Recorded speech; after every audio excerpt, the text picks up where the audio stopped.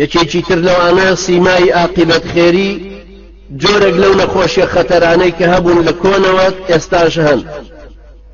پێغەمبەر صلی الله عليه وسلم وكل بخاري ومسلم يا فرمي الطاعون شهادة كل مسلم. هر کەسێک بە تاعون بمرێ ئەوە شەهید بوونێکە بۆ ئەو مسلمانە و دەستی کەوتووە. عائشە ڕەزای خوای لێ بێ خێزانی پێغەمبەری نازدار عليه الصلاة والسلام فەرمووی لە پێغەمبەری نازدارم پرسی عليه الصلاة والسلام دەربارەی تاعون فەرمووی إنه عذاب يبعثه الله على من يشاء وأن الله جعله رحمة للمؤمنين ليس من أحد يقع الطاعون فيمكث في بلده صابرا محتسبا يعلم أنه لا يصيبه إلا ما كتب الله له إلا كان له مثل أجر شهيد. فرمى هرق وقت التاعون لشوين بلاوبه مسلماني چليبو باوەڕی وابوو کە ئەوە ڕەحمەتێکە بۆ مسلمانان خوای گەورە ناردوێتی لەو شوێنە ئەمانەتەوە بە سەبرەوە لێی ناچێتە دەراگەر تووشیش بوو ئەزانە کە خوای گەورە ئیرادەی وایە کە تووش ببێ ئەگەر پێی مرد ئەوە ئەجری شەهیدێکی هەیە. هەروەها بەسک ئێشە پێغەمبەر صلی الله عليه وسلم فەرمێ لە صحیحی مسلم ومن مات في البطن فهو شهيد. هەر کەسێک بەسک ئێشە بمرێ ئەویش شەهیدە. لحديثي كترا فرمي شهيدان بينجن أما أنا هموي بيانا وترى شهيدي آخرات چونك لآخرة أجريان وكو شهيدة بلام للدنيا حسابيان وكو شهيدي قتيل في سبيل الله نابع أو كسي بس قيشي أو كسي طاعوني توشبوا أو خمكاوة أو دارو ديواري بسر الرخاوة يا أويك الشهيد في سبيل الله وديار لجنگا كجراوة. هەروەها یەکێکی تر لەوانەی کە چۆتە ریزی ئەم شەهیدانەوەی ئەو ئافرەتەیە کە بەسەر مناڵەوە ئەڕوا. پێغەمبەری نازدار صلی الله عليه وسلم وەکو لە حەدیثی صحیحە هاتووە لای ئەبوو داود ئەفەرمێ والمرأة تموت بجمع شهيد. للرواية ترى أفرمي والمرأة يقتلها ولدها جمعاء شهادة يجرها ولدها بسرره إلى الجنة.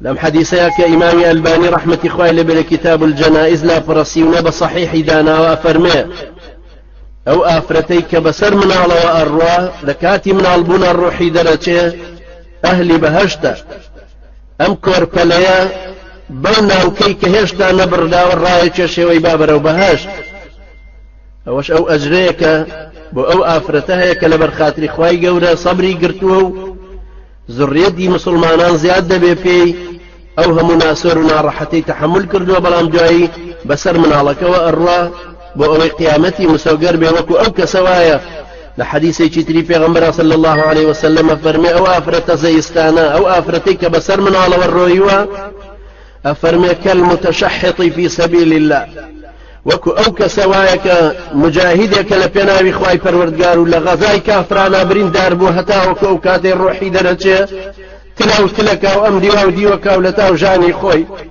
أما أفرتج وكو أو شهيد وايك لنا والراسي ميدانا شهيد هو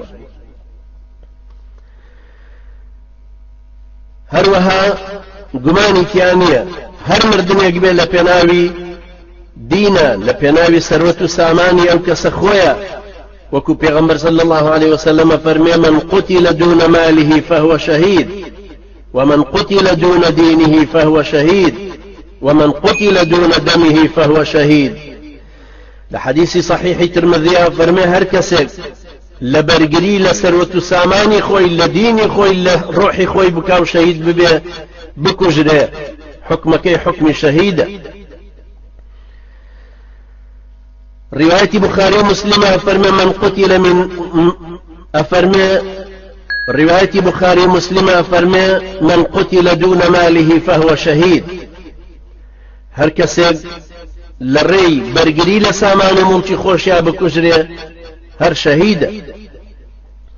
قماني شيتانيا كهر كسب لميداني جنگابه لپناوي خواهي پروردگاريا سنگر نشين به تنظيمي چين نهيني گروپێکی جیهادیە یان یەکێکە لەو ئەندامانەی کە حرەسیاتە گرێ بۆ ئەم گروپە و بۆ ئەم جیهادە کە پێوترێ ڕیباتون فی سەبیل الله سەنگەر نشینی گومانی تیانە مردنی ئەم کەسەش لە ڕیزی ئەو کەسانەیە کە خوای گەورە شەهیدیەکەی بەنسیب کردو.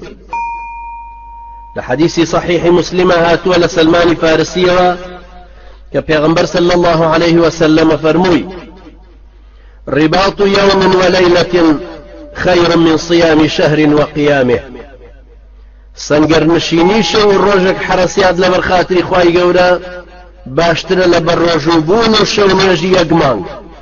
وإن مات جرى عليه عمله الذي كان يعمله.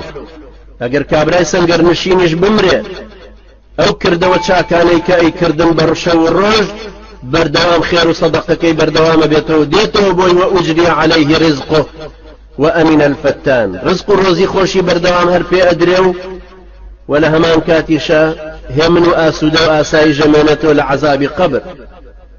خوای گەورە ڕەحمان پێ بکە و عاقبەتمان خێرکە.